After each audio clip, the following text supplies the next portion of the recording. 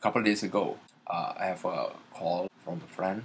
He got trapped inside a car with two strangers, and they end up taking some money out of his ATM. So thanks God that he's alright.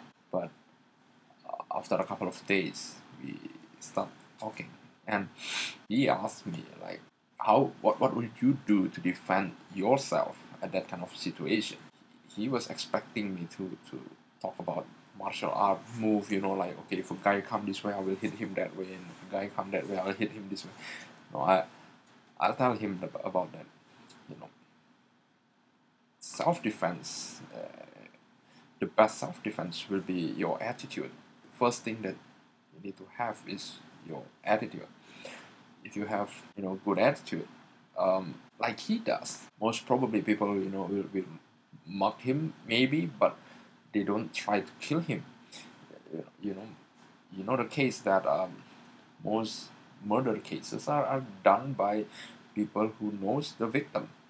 About the differences that they have, about the way they deliver some of their differences, revenge, sometimes love, jealousy, greed.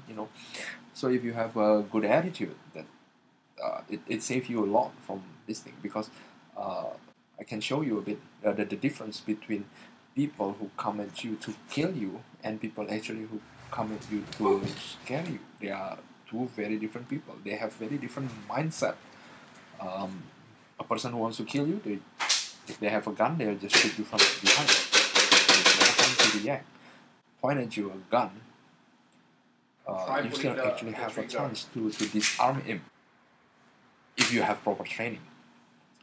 But if someone wants to kill you, he got a knife or he got a hammer, he just hit you from the back, and you're done. You don't even know what's coming. So first is your attitude. The second thing is the awareness. What happened to my friend is that lack of awareness. Things about awareness, when you look at places that you don't feel safe, no one can save you other than yourself when you are the only person in that area. So if it's not for something that really important, why should you go to a dangerous place? And let's say you're walking alone in a car park, and you see there's a few suspicious people around the car park looking at you, and your car is just like the other side. It's safe that you actually go away, get some security person to actually escort you to your car, because it's very dangerous if by the time you actually open your car and a guy come and attack you. Dump everything in, close your door, and lock it straight away. Do not open the opportunity for bad guys to attack you. So that is being aware. You have to know your surroundings. Do you have to fight, or do you have to flee? If a guy came in drunk and he's wanting to hit you, you can be calm and stop him from attacking you. But if a guy come at you and they really want to hurt you, standing in the middle of the way, do not know whether you should fight or you should flee, will get you hurt really bad.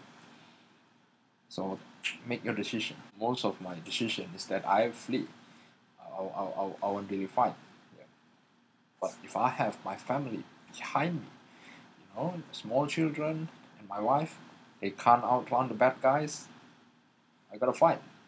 So that's the time where I think I have to fight. Then only it gets to the martial art. You see, there are 1, 2, 3, 4 years in front of you.